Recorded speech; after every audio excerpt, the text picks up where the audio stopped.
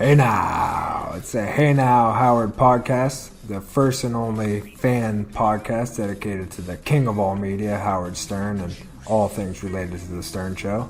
I'm Daniel Coyne. And my name is Tyler Cortad, and today we're going to be talking about our favorite whack packers. This is Beto, he's as bad as can, he knows he's the best. This is Beto, he's as bad as can, he knows he's the best. This is Beto. Welcome back to the Hey Now Howard podcast from Hollywood, California. Tonight we're talking about our favorite whack packers and just the history of the whack pack on the Howard Stern Show. And I guess we should just jump right into it with 2019. What's kind of the current state of the whack pack? So we've lost Eric the Actor, Eric the Midget, whatever you want to call him. We've lost Nicole Bass, Crackhead Bob. We're about to lose High Pitch. It's a miracle that he's Is that still the next on there. in the death toll? The death I poll? don't know, man. That dude just keeps on kicking. How is he still alive? I don't know. Like the He fact may that outlive all of us. he ate his way through that gastric bypass sleeve just blows my mind. But Like, he may have the secret to life where he's going to Just- be the last one living out of someone might. like Howard that's super neurotic about his health. right. And I think Howard an- takes joy in that, almost realizing that someone can be as totally reckless as High Pitch, where someone can be totally neurotic like Howard, and High Pitch will probably live a longer age. You think he takes joy in that? I think that would like torture him for all of eternity. I know that would me if I lived my life like Howard did, and I'm like in the middle, obviously, of those two. But if I lived my life like Howard did and just so careful and meticulous on what I ate and everything I did in life, and then there's High Pitch who just fucking didn't give a shit and ate everything that he could in sight, and he lives longer than Howard, that would be incredible. Right. That would Which drive I me guess nuts. is That would the drive me basis crazy. of the whack pack, right? They each, it's its own messed up like X-Men. You know, this is like Howard's. That's a great way of putting it. It is a Where fucked up X-Men. They each have their own kind of superpowers, and they're all probably going to outlive us all somehow. They'll figure out a way. Oh God! And then whack packers take I mean, over. look at Beetle. They inherit the earth. Look at how Beetle lives his everyday life, or at least the Yeah. days that they show. On They all the Stern seem Show. to have like caretakers. They Right. they live this lavish lifestyle without actually having the lavish lifestyle. They have like people that take care of them, take them places, bring them food. Like look at Jeff the drunk. Do you remember his biggest complaint one time? It was like about a year and a half ago. He was getting too many gifts. Right. Too many gifts from fans in his trailer. His trailer wasn't big enough for all the gifts that he was receiving. Right. That was his big problem. Which is obviously coming from being on the Stern Show. Fans. It's crazy. But that's what you love about a Jeff the Drunk or an Eric the Actor, where it is that bit of ungratefulness, even if they're getting great things. You know, Eric's Amazon wish list that everyone was sending him. Yes. Yeah, Oakland A's cufflinks. Right. But yet they're still complaining about it if they're not getting exactly what was on the list. Exactly. There's only a few of them that really fall into that, like where they just are so unappreciative and they have no self-awareness to know that that's, you know, a good thing. It's High Pitch, Eric the Actor, Jeff the Drunk. I'm sure I'm missing another one that are receiving things because of the Stern Show, but have no, you know, awareness or conscious to know that like Tan that's Mom. Oh, Tan Mom. Oh, Tan Tan Mom. Mom. Tan Mom. Tan That Mom. might have to be our outro for this episode. She's the best.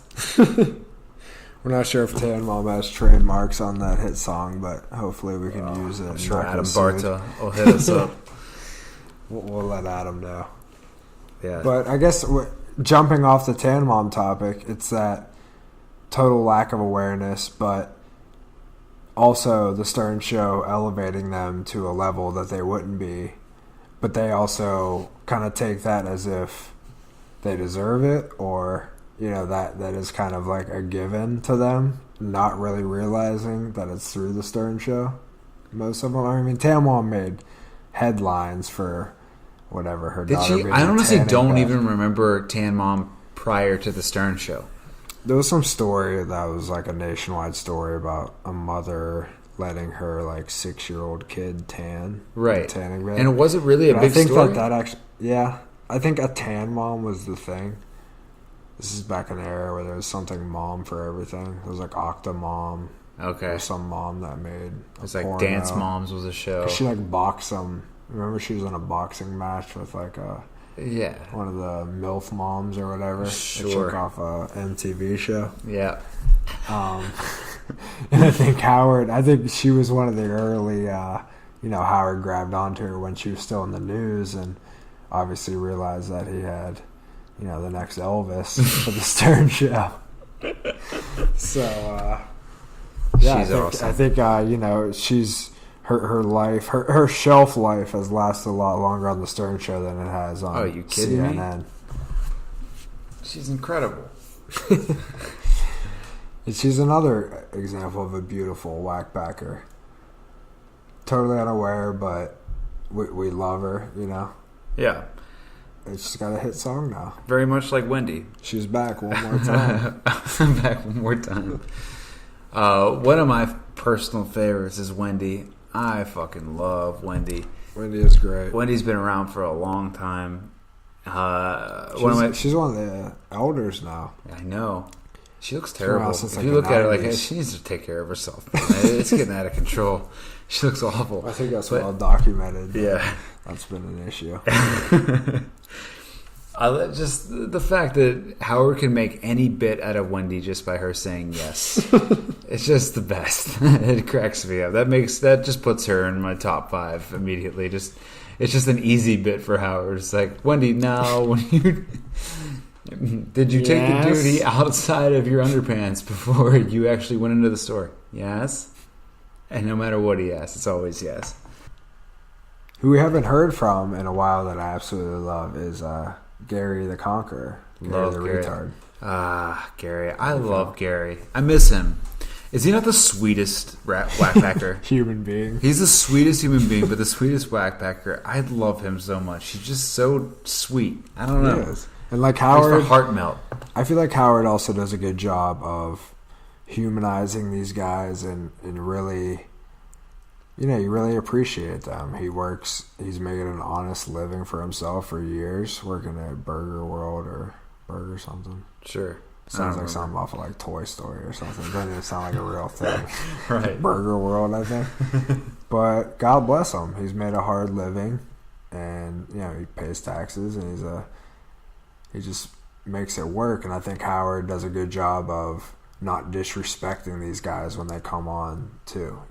Yeah. Interviewing them as if he's interviewing Leonardo DiCaprio. Honestly, he's he doesn't- asking them questions about their everyday life and you're just how as they grew invested. up. Right. It's crazy. Yeah. He's such a good interviewer that you're just as invested in Gary the Conqueror as you would, Alec Baldwin. Right, and it makes you realize that they're interesting too. Speaking of people that are not contributing to society, there's, I think we mentioned already, but High Pitch, who's just, and Jeff as well, they're just, hanging out, sucking on the government's teat. One thing I'll say that we've talked about off air with Jeff, I've never before experienced, so I was never on Periscope or whatever that Howard used to talk about. And Howard would always talk about, trust me, we're curating these things, and you're only hearing the best snippets and the most interesting things. The rest of it is terrible. And so I finally realized what he was talking about when I started following the Jeff the Drunk on Instagram, Don't. where he'll post these 28-minute long videos. 27 and a half minminutes of it is enough to make you want to kill yourself. I immediately said I want to Slit kill both your myself. wrists and take cyanide at the same time. Oh, Because it's literally just him in a just dark dead air. trailer I watched it too. It makes you want to with kill like yourself. blue It's just tinted glasses Yep. on, singing like Garth Brooks. terrifying. It's my nightmare. That's my It nightmare. looks like every Dateline NBC I've ever seen come to life. There should be a dead body in the background. That's my of a purgatory hell, mangled is watching a Jeff the 22-year-old Drunk female Periscope. Or from a local college in Jeff the Drunk's trailer. And it is the scariest thing I've ever seen in my life. It's terrifying. The amount of And dead this air. is what he does 99% of his time, Sure. besides when he's either on hold or talking to Howard on the Stern Show. The amount of dead air that he has on there, and the amount of dead arm that you see on camera. Lots of dead things. Lots of dead. There's just too much There's a deadness dead going young on. female in the background. There's just a lot of death going on in his live videos. Yeah, terrifying. And then there's High Pitch, who does the same. Who's high pitch? Who's High Pitch? That is the real question. I don't see. I don't. I put high pitch in a legendary category. Though, I don't myself. like. I don't put High Pitch in that. Yeah, in the Jeff category. I do like High Pitch, but You don't think he's up there with Jeff the Drunk? oh, in the legendary. No, I think we meant the same thing. I'm Yeah, saying yeah. like I put him. Yeah. I don't. He's a Hall of Famer. He's a Hall of Famer, but I don't put him in the like Jeff. I could do without High Pitch. I kind of like as an entertainer. Right. You know, it's like Jeff's kind of a bummer. Yeah. Jeff the Jeff Boar. the Boar. Right. But High Pitch, he pisses me off at the same time because of the.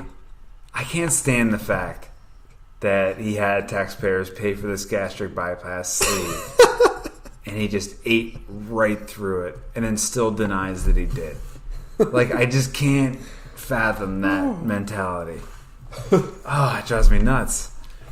And nobody seems to care. I feel like nobody else cares. I care about that. That bothers me. Nah, you gotta love high pitch though. I love the high pitch scams back in the day of like him getting like limousine rides. He had a whole system set up where he just mentions that he's on the Stern Show. And Oh, he's just yeah. getting all this free shit around New York City all the time. That's another thing. Yeah, I guess with high pitch, you gotta just—it's almost like you're dealing with a child. You know, it's like I guess. children fuck up a lot, but at the end of the day, you just laugh and say, "Oh, they're just a kid." I guess. I guess how at long one does point that he's go? a 50-year-old man. Right. At what point is he Lenny from Mice and Men? Where he's like, all right, he's going to kill a kid. He has to be held accountable.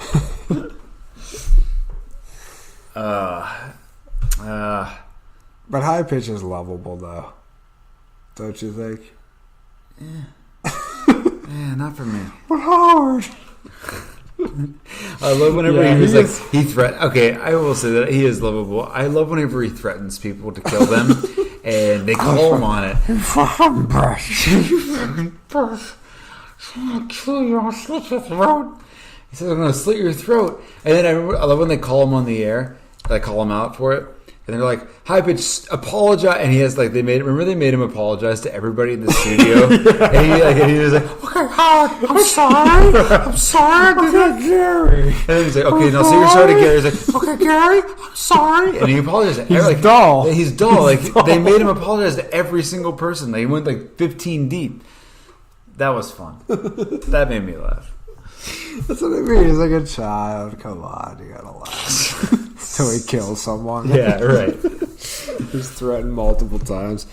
I'll tell you who I really love that maybe it's just an ongoing bit, or maybe a lot of people love him, but I love Bobo. I do love Bobo.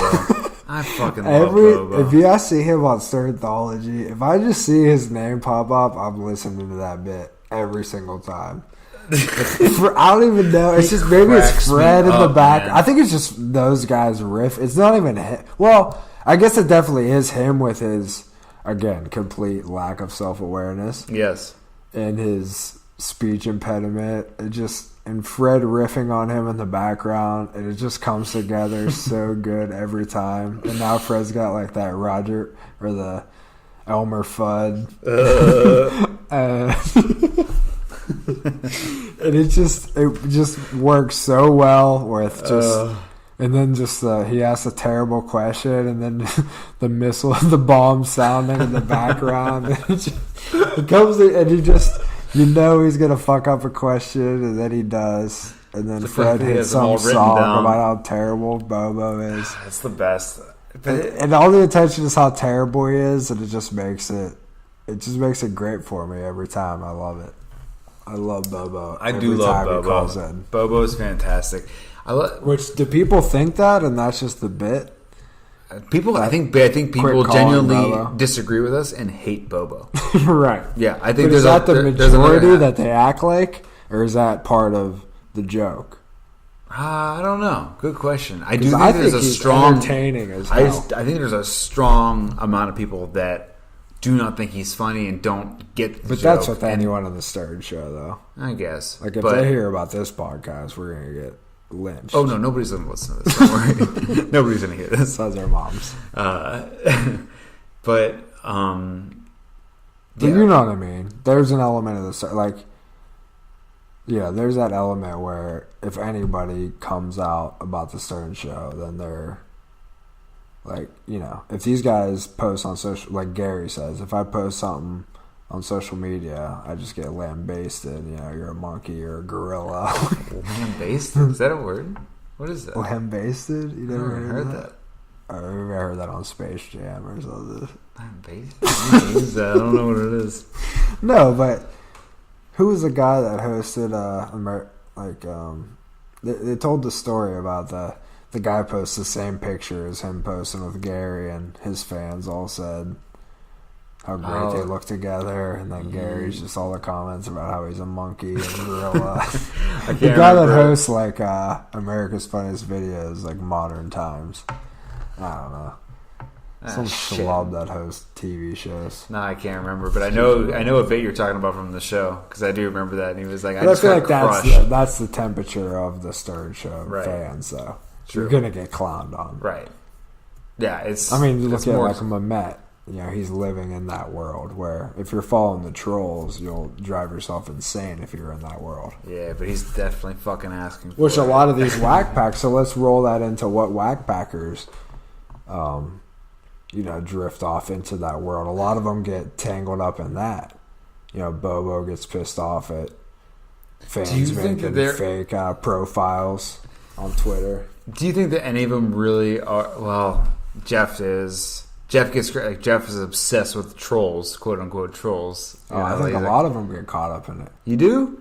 I don't think. Absolutely, Bobo, High Pitch probably does. Jeff definitely does. Wendy, Eric the no. actor Gary, used to be no. obsessed with it. Eric the actor was obsessed with it. Marianne doesn't get caught up in that. Medicated Pete doesn't care. Mehmet. Mehmet. We put Mehmet in the. But like, there's people like speech impediment. Look at Underdog. When she goes to parade, she's getting yelled at. She gets pissed off about the Stern Show. Oh, I don't put those are trolls. Underdog is in a class by herself as of the last couple, embedded or whatever we've seen against her. Like, what do you mean?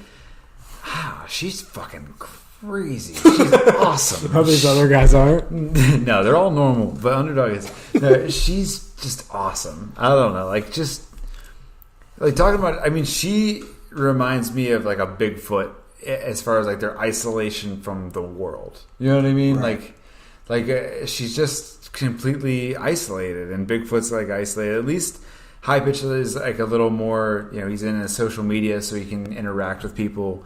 Eric the actor is Bobo. Like they were all at least interacting with fans of the show, and haters or not, they were still interacting with people. They were kind of aware. But I think Underdog has faced that, and she's talked about. Has she though? Like it was just kind of like maybe once a year at a parade, but like barely. But I feel like when they asked her though, she was like, "There were people there that were listeners of the Stern Show." Okay, so I don't trust that at all. I'm sorry, that might have been like somebody maybe brushed by her and she thought that. This is also the same woman that freaked out over not being able to put her seatbelt on. I can't find the clap. No, she's definitely not as Howard centric, but I just feel like she gets affected by the haters. I guess is why I threw her in there. Sure, I just don't think she encounters any of them because she doesn't put herself out there too. She might think she does, but I don't think she's seeing anything. Right. Let's talk about one of our favorite whack packers, Bigfoot. I fucking love Bigfoot It too. is. It is. Let's talk about Bigfoot. It is up in Vermont. He's my favorite whackpacker. He's my favorite whackpacker. I think it's easy for me to say that. I wish we heard more from him. I mean, is that the beauty of him, though? Yeah. Yes, because it's Bigfoot. Like, think about Bigfoot. Like, you don't see Bigfoot every day. Some people never see Bigfoot. But this Bigfoot, like, it hit home for me with Bigfoot. And it was during, like, the Artie years when he came in with his band. You know, that whole thing with his White Cadillac song. Right. But what did it for me was when he told the mailman story. That for me, it was like, this is the greatest. Like, this is the funniest story I've ever heard. And people, like, in the studio were losing their minds. I don't want to go over the story, but it's the funniest thing I've ever heard. Yeah, Bigfoot has lived an interesting life. What kind of mailman is this? And I feel like he's one of these people that no matter what he's talking about, I laugh. Even if he's just... We talked about when he's leaving those... when he was in that movie, Jersey Shore Massacre. He's leaving the voicemails. Yeah. Or as he referred to it as Devil's Asby when he was asked. Just nothing to do with anything. But you want to talk about a perfect example of not being self-aware, being in their own world. I mean, Bigfoot, up in Vermont, that's Bigfoot's world up there. He's like the Scarface of Newport. It is. Mm-hmm. And I feel like maybe there's something to that.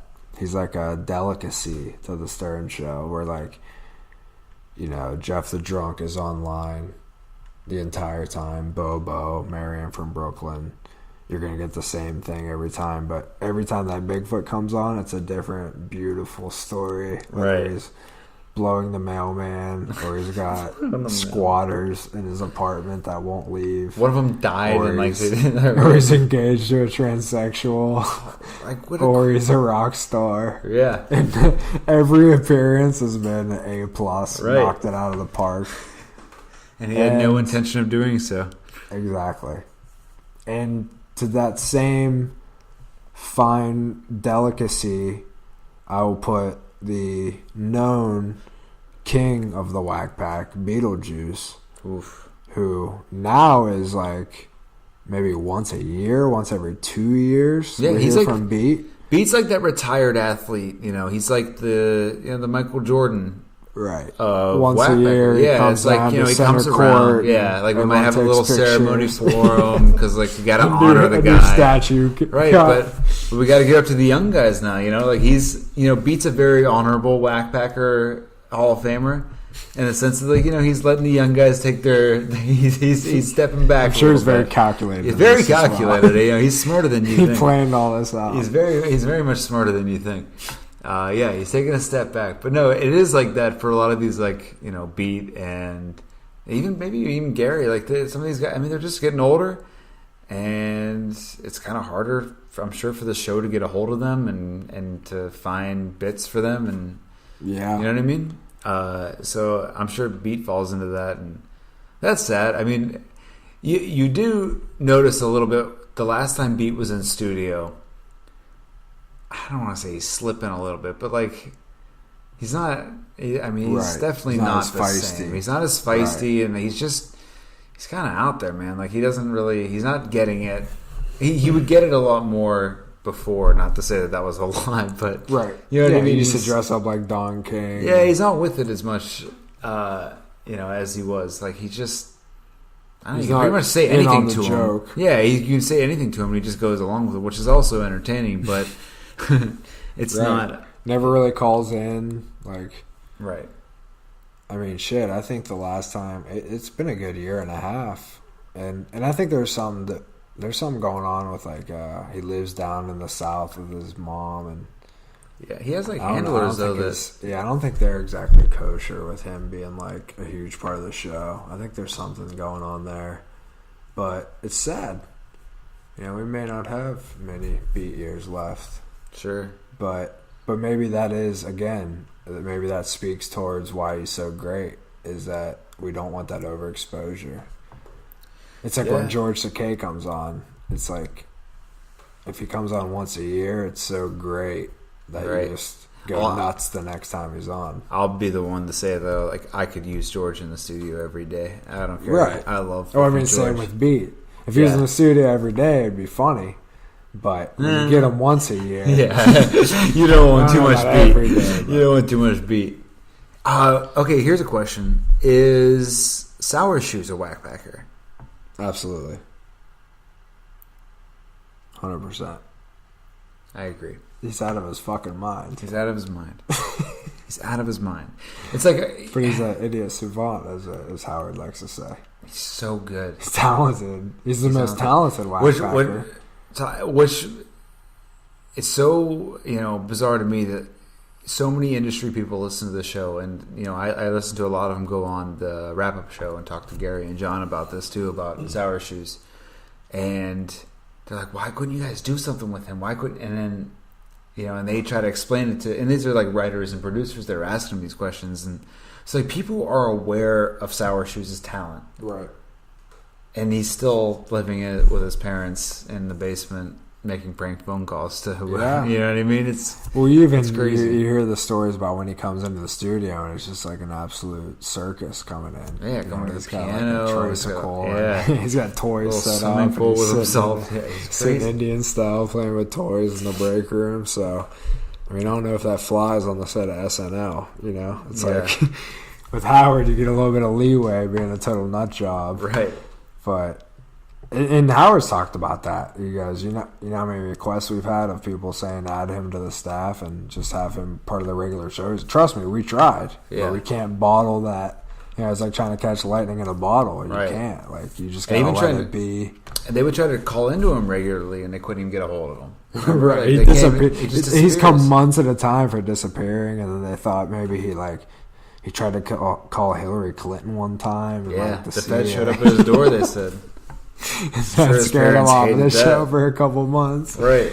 So, he's talented, but they just can't turn him into a full-time staffer. No. Let's talk about King of All Blacks. You think he's a whack packer? So, King's crazy. King's nuts. Right? Like, he has the craziest point of views that he's just insane. I don't think he's a whack packer. No, I just think he's just. I don't know. I think that he does a lot of that for show, but even if he doesn't, I don't think that's enough to put him in the whack packer category because we're talking about self awareness as being the indicator of which side of the line you're on. King at least has a self awareness to know who he is and what he is. Right. And I think that kind of disqualifies him for the whack pack. Much as I would say for Marianne. Marianne's a super fan and she's great, but she's also very aware, she's normal outside, they live normal lives. They're able to hold jobs and, I don't know. So I say no for King. Yeah, I think he adds a good element to the show, but I don't know. No, he's too self-aware because he knows how to get Ronnie riled up. He knows how to push buttons. Right. Does any of the other guys we talked about know how to they're not? They have no. None of the other people we talked about have no agenda. Right. You know what I mean? Well, they have an agenda as far as. But it's not like Eric. They have an agenda, but they're not smart enough to try to get over on somebody. You know what I mean? Or try to pull one on somebody. Add their exactly. And start something. It's up to Howard to really fuel that. So I don't put King in that category. People I do put in the category though are somebody like Medicated Pete, Angry Alice, Asian Pete, Speech Impediment Man. Speech Impediment Man. It's always great. They used to watch Gotham every time with the Gotham. I think does he do stand up in LA? Oh, I don't know. I know he did some in New York. Or is he New York or it LA? Was New York. I think he calls from California. Oh, interesting. This podcast is brought to you from Los Angeles, California. Yeah. So if we do hear Speech Impediment Man, I know Shuli's coming out here to LA. We're going to go watch him. Yeah, for sure. He's going to be in San Diego, Long Beach, and then LA. So we'll see him in LA. We'll see you there, bud. Yeah. Let's talk about who else we got here. Marianne from Brooklyn, my least favorite whack packer. Dude, I don't consider her a whackpacker. Well, she's my least favorite part of the show. Marianne? Yeah, I hate her. Oh. I feel like she's a nice person, but every time he says, Marianne from Brooklyn, you're on the phone, I want to kill myself. I think the bit is old. You know what I mean? Like, I think the that same she's bit for the past fucking 20 years. Yeah, I think that she. Fred with his crow sounds, and then first of all, I hate the play her crow off sound. after. Yeah. That's what I'm saying. I hate everything about it. I hate her voice. I hate the crow sounds. I don't hate her, It's but I too hate loud. the bit that they created around. I hate loud noises in general. So when I hear her come on, I just instantly start cringing before I even hear her voice. No, I get it. It doesn't last more than 10 seconds, so they cut her off so quick. I actually like to hear like I something. do like the saying. Oscars playoff music with the Fred. That cracks me up each time. Right. And sometimes I'll just start playing it as soon as she starts talking. Just start wrapping her up right off the beginning. So I know they did this a couple years ago, and it didn't end well in studio. Maybe we can try our own personal one. Whackpack Death Pool. Do you think that one in particular of these people are going to die first before the other one? If so, and why? Well, I'd say if this was Las Vegas, the heavy on odds would be Eric. Yes. High pitch Eric. For sure. I'm marking Eric down. He's a heavy favorite. He's the Patriots of the Whackpack Bowl. Yep. He's Robert the Tom Kraft. Brady. He's the Robert Kraft getting tug jobs from Orchids of Asia. Eric's the number one pick. I mean, just based on age alone, Gary's up there. You know Gary's what? I'm gotta going to be one go of with the- Jeff the Drunk. That's my number one selection. Jeff's too you're going with Jeff, huh? Well, taking high pitch Eric off the board, if we're taking heavy favorites off, although I guess Jeff the Drunk will be a heavy favorite. Jeff's not far behind Eric. I just don't see Jeff going. What about Bigfoot? It is. I don't see Jeff going before Bigfoot's Bigfoot. going to live till he's 100. I don't know, man. Bigfoot's too big. He does heroin. He admitted to doing heroin. Like literally the last time he was like, "Oh, heroin." Looks it like is." happy smoking, dude. Yeah, happy smoke, dude. Bigfoot's no chance, man. Is Jim from Raleigh a whackpacker? Oh, do you remember then Jim from Raleigh got pissed when Oh, yeah. Howard didn't remember He's him? like, I don't know you. Yeah. I've never heard your voice before. And Jim got pissed. I was Howard, like- I've been calling him for 15 years. Yeah, I get why Jim was mad, but like, Jim, chill out. You know what I mean? Like, just. But Howard, I feel like maybe Howard took it as a bit. Where, like, Howard legit acted like, I've never heard this person in my life before. Do you think he was Whereas- serious? That's what I'm saying. Like, but Howard always, is that part of a shtick about how bad his memory is? Because I think Howard's like, he's got a super high IQ. He's an intelligent guy. Yeah, but he meets people every day. I think he's fucking around. I think that's part of his bit about how bad his memory is. But then again, you talk for 4 hours a day. If that was a bit, But that dude has legit been calling in for 15 years. if that was a bit, Howard's a good fucking actor because I believe the shit out of that. Like, he was very I think convincing he that was he did not meaning know it as him. in, I don't know you, like, personally. No, You he was can't like, tell me that he is never, like, I don't know. I guess that Like, goes we all into knew Jim Howard's from Raleigh. genius. Like, that's what I'm saying. like- Like, and Howard always talks about, I don't know, like, I just talking to a mic, it's all blur. But come on, man. He's picked up the phone. He's taken hundreds of calls from that dude. I don't know. Maybe it Or was does it just all like, blend together and just Jim from Raleigh every time just is the same as Tyler from LA? Interesting. I don't know, man. Like, it's hard for me to believe that he wouldn't know who that is. That's Yeah. what I'm saying. Sometimes I think he puts it over the top as a bit, as in like, I don't know you. I think he meant like, But I it's- don't know you, as in like, I don't know. I don't know who the fuck you are personally. But he acted as if like, for all I know, you're the first time caller. I've never seen the name Jim from Raleigh on the line. I'm like, come on, dude. It's been hundreds of calls Right. throughout the years. Who decides? Like, okay, so I could call in one day and have a great call with Howard, Now, does someone make that decision and say, hey, this guy was a good caller. If he calls in again, let's save this number and let's put him through again? I mean, somebody does for sure. Right? Like, I think who's they the take gatekeeper notes in there? that. I mean, that's a lot of Gary. It's a lot of, I'm sure, other people that we don't even know who their names are. Right. But definitely when you call in, I'm sure you state your topic, and then they'll... But some people, you could be like, some people will be like, oh my God, I've never called in before. This is my first time and I got through. First time, long time. But then some people will be like, oh, Howard, I've been calling in every day for 2 months and you finally picked up. Right. So I think a lot of it's to the topic. I think a lot of is Gary being the gatekeeper, or maybe someone that Gary hires to be that, and then it gets to Gary, maybe like an initial screen. Because you got to imagine their phone lines are jammed the whole show, so it's a matter. And then they got the Marianne and those guys I know have like a private line that they call. So you got all the 5 whack packers on call at any time. But Howard does a good job of just mixing in calls like throughout the show. Like he just makes that part of the entire show, and it adds a good element because you never know. Some calls end up gold, and they talk to him for an hour.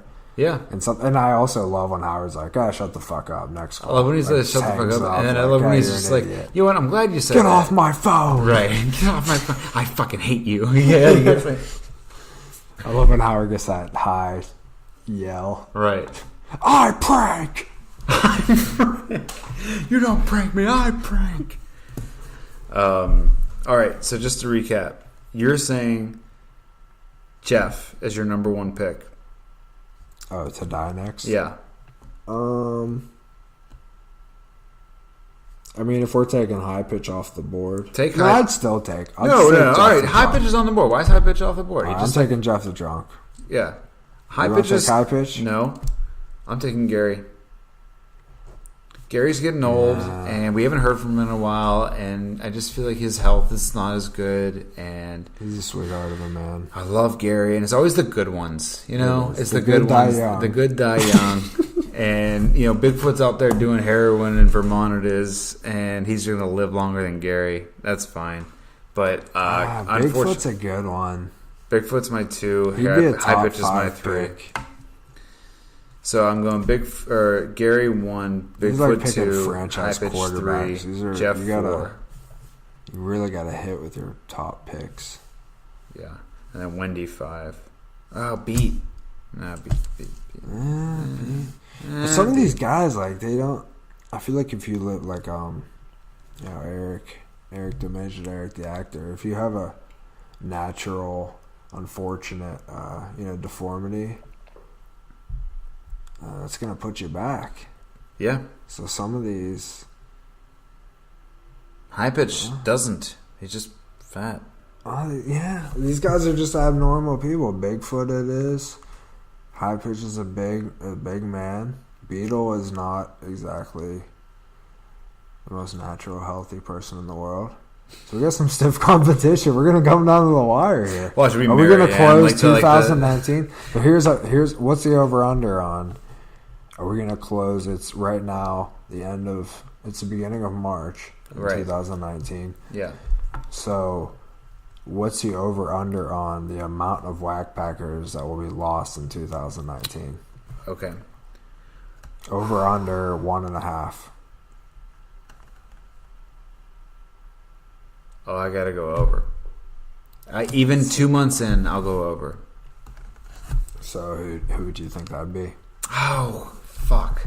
Now, that also goes into, like, who we just deem whack. So, okay. Now it's getting real. Yeah, that's a good one. 1.5 is a good set. You work for Vegas? What's going on over there? I've seen my share of Vegas lines to know how to set one. Okay, so that's 1, 2, 4, 5. Really good calculator, ladies. So I only have 15 whack packers. Paper out. I got 15 whack packers listed, and I'm probably missing about 4. Oh, we're missing plenty. There's tons that we haven't talked about. Sure.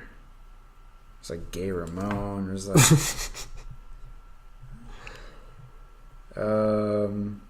okay, let's think about this for a second. Tan Mom. How many people? Yeah, we didn't talk about Tan Mom. How many people died? We do a whole episode on Tam. Yeah. We can do that whole Ken Burns Vietnam documentary on Tam Bone. But I think I'm going to take the over. I think. Yeah, I'm going to take the over. I will say that 2 or more whackpackers will die in 2019. What do you say? I'm feeling optimistic about this bunch. I'm going to go with under. I feel like we got a healthy bunch here. As healthy as we're going to get for the whack pack. I immediately regret my decision because if I'm wrong, I just feel bad. You're a terrible person? I'm a terrible person. Either way. Well, I hope I'm wrong. But if I'm not, there's no bet on this anyway, so I still lose. I don't know. Either way, we all win by enjoying more of the whack pack. Yes, everybody wins. Years to come, as long as Howard is continuing to bless us with his presence. Many more years of this whack pack, please. Right. Having said that, let's wrap up this podcast for our favorite whack packers. Again, I am Tyler Cortat. Daniel Coyne. And we're signing off, and we'll see you next time. This is Beto. He's as bad as can. He knows he's the best.